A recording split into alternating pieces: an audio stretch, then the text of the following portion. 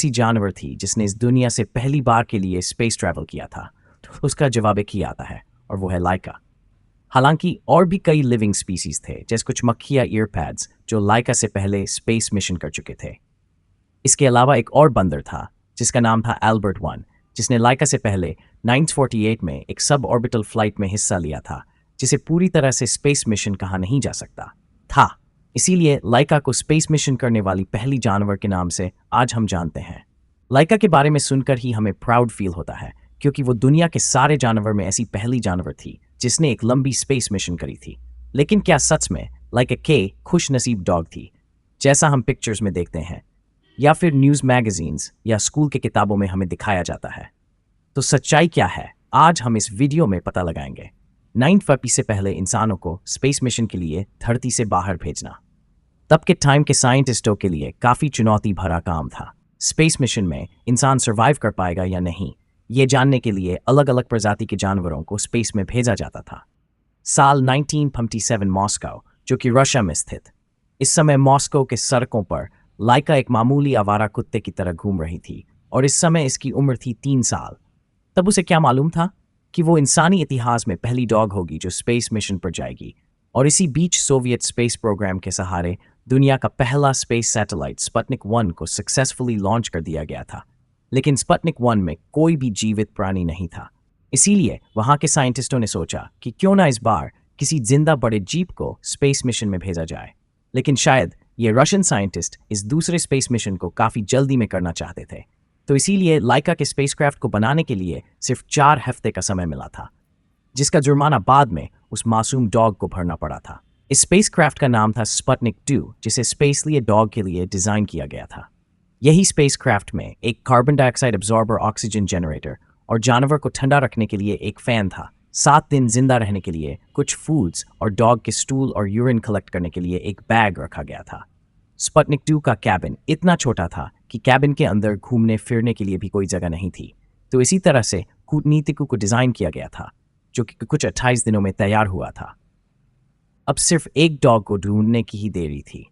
Soviet space scientist ने जानबूझकर गले के आवारा कुत्ते को चुना क्यों कि उनमें बाकी घरेलू पालतू डॉग से ज़्यादा एक्सट्रीम कंडीशन में रहने की थी, जो स्पेस मिशन के लिए एकदम आइडियल था। तो इसी बीच स्पेस साइंटिस्ट को लाइका मिला और इसके बाद ही स्पेस में भेजने के लिए लाइका को ट्रेन किया गया। स्पुतनिक 2 का कैबिन काफ़ी छोटा होने के कारण लाइका को 20 दिन एक छोटे पिंजरे में कैद कर रखा गया था कि वह स्पुतनिक 2 का कैबिन में अच्छे से अकस्टम्ड हो सके। तो देखते ही देखते लाइका का ट्रेनिंग खत्म हुआ और वो स्पेस में जाने के लिए तैयार थी। उस टाइम इंसानों को स्पेस में जाने का तरीका तो मालूम था, लेकिन वापस आने का नहीं मतलब देखा जाए तो ये एक सुसाइड मिशन जैसा ही था। फर्क सिर्फ इतना था कि लाइका को पता ही नहीं था कि वो कुछ ही दिनों में मरने वाली है। तो लाइका को इस मिशन पर भेजने से पहले वहाँ के एक साइंटिस्ट लाइका को अपने साथ अपने घर लेके गए और जिंदगी के कुछ आखिरी पलों में लाइका को उनके बच्चे के साथ खेलने कूदने का मौका दिया। अब लाइका को हमेशा के लिए अलविदा कहने का समय आ चुका था, तो फाइनली लाइका को डू के अंदर कैबिन में चेन से बांधकर डाल दिया गया ताकि वह अपनी जगह से ज़्यादा मूवमेंट ना कर पाए। और इसी पोजीशन में लाइका को 3 दिन तक धरती के अंदर ही रखा गया ताकि उसे सिचुएशन की आदत लग जाए। 3 नवंबर 1957 लाइका की जिंदगी का आखिरी दिन। स्पुतनिक 2 लॉन्च के कुछ समय पहले लाइका के स्पेसक्राफ्ट को आखिरी बार के लिए बंद करते समय एक टेक्नीशियन लाइका के नाक पे चूम के आखिरी बार के लिए अलविदा कहा, ये जानते हुए कि वो कभी वापस नहीं आने वाली। और इसके बाद स्पुतनिक 2 सक्सेसफुली लॉन्च हुआ और लाइका के साथ स्पुतनिक 2 ऊपर अंतरिक्ष की ओर आगे बढ़ने लगा। लेकिन टेक्निकल फॉल्ट की वजह से स्पुतनिक 2 का एक हिस्सा रॉकेट से अलग नहीं हो पाया। शायद 4 हफ्ते का समय एक स्पेसक्राफ्ट बनाने के लिए काफ़ी नहीं था और इसी के कारण लाइका के कैबिन का टेम्परेचर तेज़ी से बढ़ने लगा और लाइका की हार्ट रेट पहले से काफ़ी ज़्यादा बढ़ गई। नॉर्मल हार्ट रेट 103 से 240 तक पहुंच गया था। तो इससे ये बात तो साबित होता है कि उस समय लाइका को गर्मी के मारे इतनी ज़्यादा तकलीफ़ों से गुजरना पड़ रहा था और लगातार 3 घंटे तक लाइका मौत से लड़ती रहे और टेम्परेचर इतना ज़्यादा इंक्रीज़ हो गया कि 5 घंटे बाद लाइका के सेंसर से सिग्नल आना बंद हो चुका था और इसी के साथ लाइका की मौत हो गई।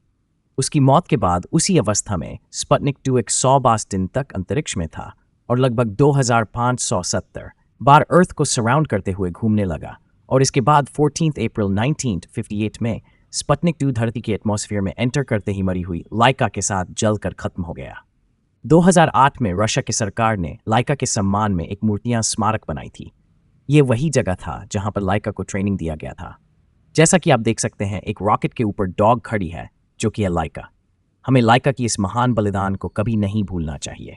स्पेस मिशन में इस डॉग की कुछ कंट्रीब्यूशन तो रही होगी, जिसके कारण आज हम बड़े बड़े स्पेस मिशन के बारे में सोच सकते हैं।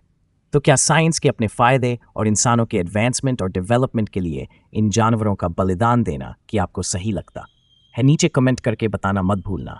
और अगर ये वीडियो आपको अच्छा लगा हो तो इस वीडियो को लाइक और अपने दोस्तों के साथ शेयर करना मत भूलना। और अगर अभी तक आपने हमारे चैनल को सब्सक्राइब नहीं किया है तो सब्सक्राइब करके नोटिफिकेशन बेल को ऑन कर दीजिए, क्योंकि मैं ऐसे ही वीडियोस हर पते लाता रहता हूँ। तो मिलता हूँ आपसे अगले वीडियो में, और हमेशा की तरह थैंक्स फॉर वॉचिंग।